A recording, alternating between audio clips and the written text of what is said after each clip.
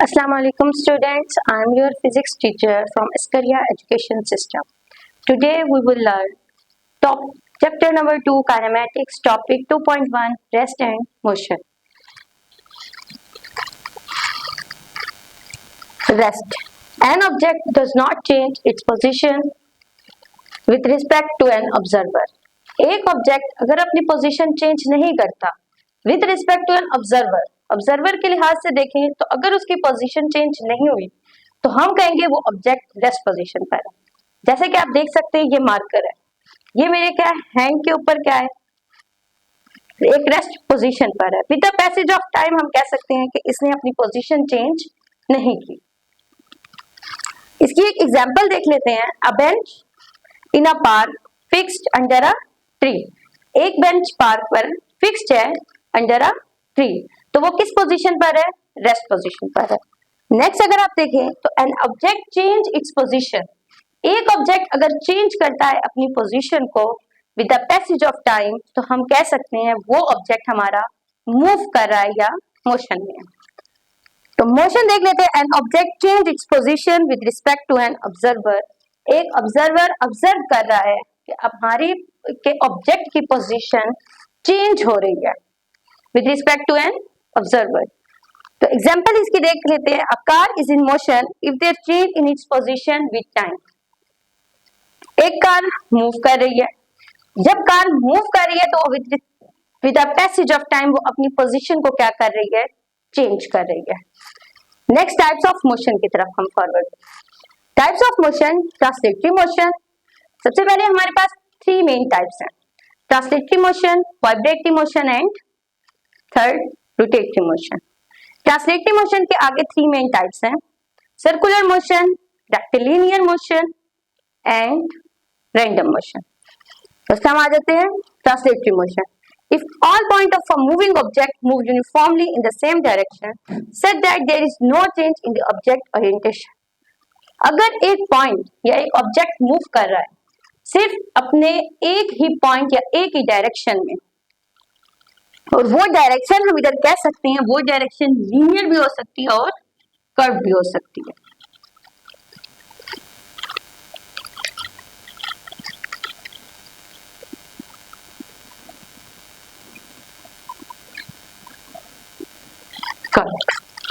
अगर एक point move कर रहा है with move uniformly in the same direction, सिर्फ एक डायरेक्शन में ही वो क्या कर रहा है? मूव कर रहा है, और वो अपनी डायरेक्शन को चेंज नहीं करता। अगर वो लीनियर पाथ में मूव कर रहा है तो वो लीनियरली ही मूव करेगा, अगर वो सर्कुलर पाथ में मूव कर रहा है तो वो अपने ऑब्जेक्ट को क्या करेगा? सर्कुलर पाथ में ही मूव करवाएगा। तो next types of translatory motion देखते हैं हम। Rectilinear motion is the translative motion of the object is in straight line path। ये एक टाइप है ट्रांसलेटरी मोशन की जिसमें ऑब्जेक्ट मूव करता है same as a straight line path. जैसे स्ट्रेट लाइन पाथ में हमारा जैसे ऑब्जेक्ट मूव कर रहा है, जैसे हम इसकी एग्जांपल देखें, मोशन ऑफ गन शूट। अब देखें अगर गन अगर हम शूट करते हमारी बुलेट बिल्कुल एक स्ट्रेट लाइन पाथ को फॉलो करती है। जो स्ट्रेट लाइन पाथ में हमारी बुलेट मूव कर रही है उस मोशन को कहेंगे हम क्या है? Rectilinear motion. उस वक्त हमारी बुलेट या गन हमें जो मूवमेंट हो रही है that is called rectilinear motion. Next आ जाते हैं सर्कुलर मोशन। सर्कुलर मोशन भी एक टाइप है ट्रांसलेटरी मोशन की of an object in which it moves in a circular path.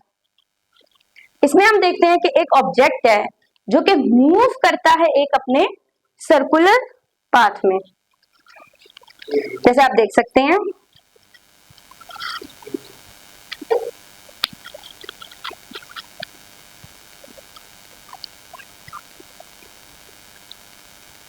जैसे आप इधर देख सकते हैं सन की motion around an earth.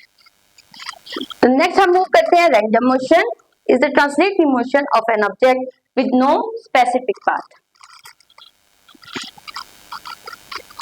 Random motion क्या है? एक ट्रांसलेटरी मोशन है of an object with no specific path, जो एक स्पेसिफिक पाथ पर मूव नहीं करती।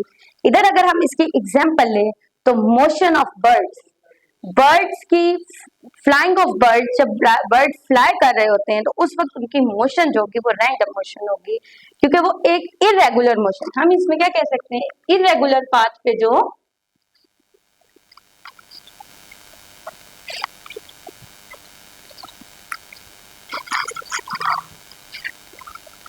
हम कह सकते हैं कि जो इरेगुलर पाथ को क्या कहते हैं, करते हैं, फॉलो करते हैं, वो क्या होते थे हमारे पास, वो मोशंस हमें रैंडम मोशन कहते, रैंडम मोशन उनको हम क्या कहेंगे, ये हमारे पास रैंडम मोशन।